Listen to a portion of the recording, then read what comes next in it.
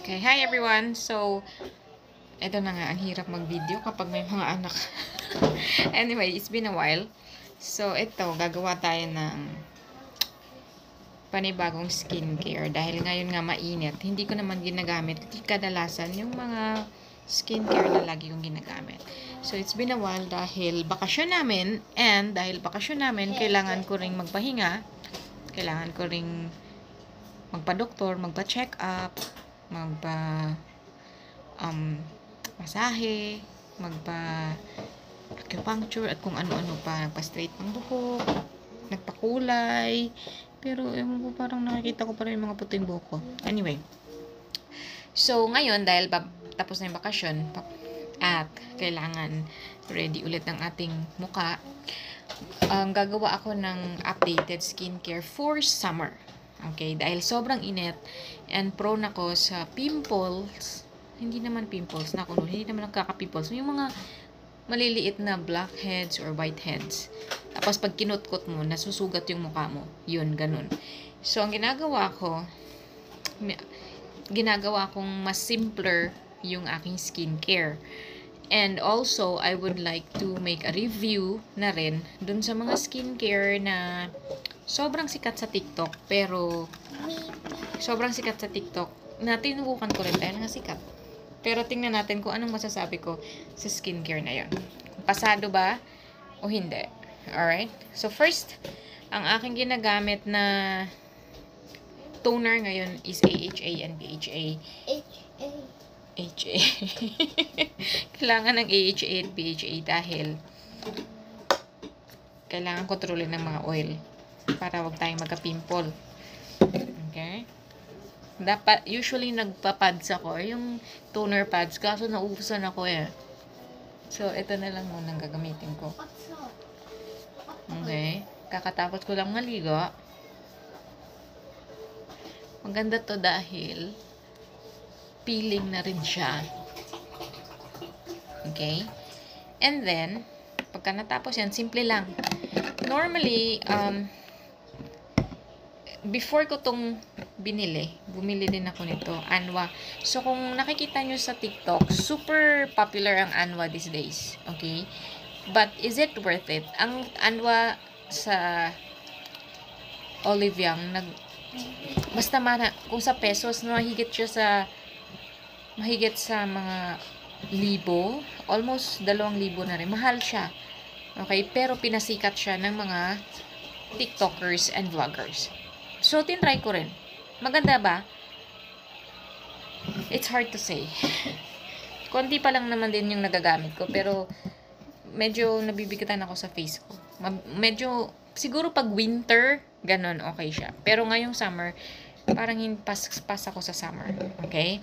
And then, after nun, ginagamit ko naman is yung serum. Okay. I've been using this serum for many years, on and off. So, pag nakikita ko siyang mura, binibili ko. This is by Misha. This is the Time Revolution. Ginagamit ko siya kasi may retinol siyang konti. So, on and off ako dito, pero I really like this. On and off dahil maraming akong tinatry na bago. But then, maganda to. Maganda siya. Okay, so I highly recommend this if you're looking for something na magandang serum. This is also one of the best serums that I've ever tried. Next na ginagamit ko na talagang maganda yung skin ko is yung milk. Sa Japan, they call this milk, but in Korea, they call this emulsion. So, bumili nga ako ng Anwa. So, si Anwa, matagal ko na siyang nagamit to dahil hanggang dito na. Okay naman siya. I have no problem with Anwa heart lotion. Hindi katulad nito. But then, nung na-try ko to, si Medipil na peptide, mas nag-glow ang aking skin. So, in-stop ko na muna siya. Dito muna ako. Kasi mas gumanda yung skin ko dito. Mas glowing. So, importante yun, no? Glowing and not sticky, not not sticky, and not oily. So, kailangan natin yan, lalo na pag summer. So, yun ang importante. Nung nagta-travel kami, lagi kong tinitingnan yung mukha ko yung sa car, yung sa ibabaw. Aliw na aliw ako. Tuwang-tuwa ako dahil natutuwa ako sa effect nga ng skin. And to be, just to let you know, mas mura si Medipil ng Dihamak kesa kay Anwa. Si Anwa is is on a pricier side just because TikTok made it really big and very popular. However, in terms of effect, mas maganda to. And mas malaki pa siya. Mas maraming laman. Mas marami siyang laman. So, if I were you, I think, go for Medipil. Medipil, I love Medipil. And then, for summer na eye cream, pangatlong tube ko na to na naubos. Ito yung retinol na eye cream. Maganda siya dahil malamig sa mata at light lang, hindi siya bigat. So, yan ang gamit kong eye cream ngayon. So, yung ibang eye creams ko, naka-standby. Hindi ko naman ibig sabihin na hindi ko na siya gagamitin. But for now, I really am liking this.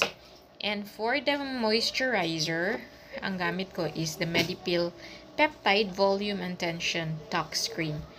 So, I really like Medipil. Okay. So, maganda siya dahil nagpo-firm yung face mo. Importante yun, lalo sa mga age na katulad kong 40 na. So, kailangan yung banat yung mukha mo, pero hindi yung parang fake. Yung ganun. Maganda siya. Basta maganda. Highly recommend this. And then, after that, so, dito sa Korea, usong-uso ngayon ang PDRN. What is PDRN? Ako, mahirap. Si PDRN, hindi ko siya alam kung anong ibig sabihin. Basta panoorin yung video ni Doktora Vicky Bello. And then you'll know that this is from the sperm of salmon, I think, if I'm not mistaken. Pero sobrang sikat ng PDRN ngayon. Ito yung mga tinutusok nila sa face mo. And then, sobrang magre-rejuvenate yung skin mo. Sobrang mag-glow. Pero ngayon, ang Rejuran came up with the sheet mask and products offline na hindi mo na kailangan magpunta sa kanilang mga clinics for the Rejuran. So, ito with PDRN na siya. Premium care with PDRN. Ayan. And then, also this one, skin protection one with CPDRN as well. And this one is also with PDRN. Okay. So, yan. Ito yung mga premium product, premium mask. Okay, in Korea right now. No, kailangan mong i-try kung gusto mo ng mga skin na glass skin na talagang totoong glass skin na walang eme-eme. Yung JM Solution, I've been using that for the longest time and I really liked it. Pero, of course, sometimes we want to try something new, diba? So, I love trying different sheet mask. And for now, ito nga yung highly recommend ko is the Rejuran. Okay? Mas mahal siya sa JM Solution because JM Solution has 10 sheet mask inside one box. Pero ito, 5 lang. But then, really worth it. Really, really worth it. Talagang makikita mo agad yung difference. Pag ginawa mo siya nighttime, you don't have to let it stay overnight. Pero pag ginawa mo siya ng night, kinabukasan makikita mo talaga na wow, ang ganda ng mukha. Ang ganda ng skin mo. Grabe. Ito rin, this is also with PDRN. As you can see. Pero, ito naman, nakita ko sa internet, sobrang mahal. Pero dun sa warehouse, nakita ko affordable siya. So, maganda rin to. Si Lutheon. And then, ang Biodance. Biodance is very popular in TikTok. Pero, The only thing I don't like about this is, number one, it's pricey. Next, it's heavy on the face. What is he eating? Heavy on the face. And and you really have to let it stay on your face for like 4 hours. And yes, the effect is really good. Talagang nag-glass skin ka. Kaya lang parang wala akong 4 hours or more or overnight time na parang ilagay sa face. Tinry ko siya overnight. Oh, talagang hindi ako masyado. Parang nananaginip ako. So, eto, bigla tong dumating sa mail namin. Free siya. Libre ng face shop. Kasing, ano rin siya, collagen mask din siya. Pero, ang maganda dito, hindi mo na siya kailangan kasing tagal ng Biodance and you'll get the same effect. So, for example, you want to use this for 30 minutes, makikita mo na yung result on your face. And even though you wash your face the next day, your skin will still glow and will still have that effect from the sheet mask. Okay? Unlike sa Biodance, pag nag-wash ka na ng face, hindi na ganun ka-plump yung skin mo. 'Di ba? Pero pag tiningnan mo sa TikTok, pag tinanggal nila yung sheet mask, wow, talagang maganda yung effect talaga, effect. And I also experienced that. Pero i-compare mo siya dito that you get the same effect and also you don't have to wait for that long. And also, even after washing your face, you still get the same effect. I think I'll go for this. Alright? And, ito yung mga go-to ko na sheet mask this summer na talagang highly recommend that you really must try. If you really are into skincare, and kanyaring magre-recommend ka ng product na hindi ka mapapahiya sa mga friends mo, na talagang makikita nila agad na, wow, ano yung pinatry mo sa akin na sheet mask? Bakit ganito kaganda yung skin ko? Ito. I'm not joking. This, you should really try. Okay? And, in fact, I will be using this tonight. Okay? But hindi pa ngayon in front of you because kakain pa ako ng dinner. So, hindi ko muna yan gagamitin. But I will be using one because bukas nga papasok na ako sa school. So, the sheet mask that I highly recommend are those with PDRN. And this one also has PDRN. This is the one of the newest thing here in Korea, the PDRN. Kung hindi nyo alam kung ano si PDRN, you can go to Vicky Bello's Instagram. And I think she's a doctor, she's a dermatologist. And she talked about what PDRN is and what it does to your skin. So those things, and you don't have to go to dermatologist or skincare clinic to get them because you can easily buy it offline and you can buy it from me. You can buy it from me. Yeah. So if you wanna try something that is new, na yung gusto mong updated ka sa mga skincare, this is it. This is something that you really need to try. Okay? And this one too. Yung Biodance is really nice. I really like it too. But, number one, it's expensive. Number two, I think it's overrated. So minsan parang manghihinayang kang gamitin siya because parang 4 na piraso lang yung sa isang box. And then, ang bigat sa face, man. Parang, ang tagal mo pa siyang kailangan gamitin, di ba? Kasi hindi mo naman siya agad pwedeng, kailangan mo siyang patuyuin sa face mo para makita mo talaga na pagtanggal mo, wow, skincare. But then this one, you don't have to wait that long.